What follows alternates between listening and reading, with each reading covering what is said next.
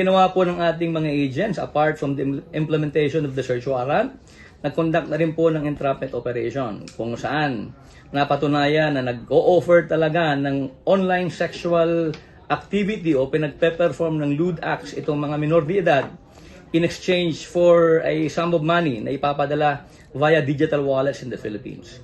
Nung nagkaroon na po ng actual activity, that's the time that the agents went to the area and made an arrest of our subject.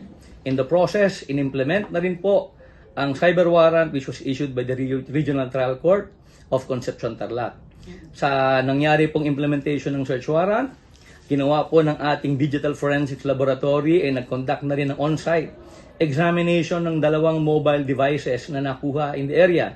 Napatunayan na itong mga mobile devices na ito ang ginagamit doon sa binabanggit nating transaksyon. Na-trace din po dito ang WhatsApp account na ginagamit ng ating subject in order to communicate with active and potential customers abroad, at nakakuha po ng call logs at saka mga chat conversations. Pagpapatunay lamang po na talagang confirm ang information na ibinato sa atin ng ating counterparts from abroad na pinatunayan din ng ating investigations by our VAUCD agents.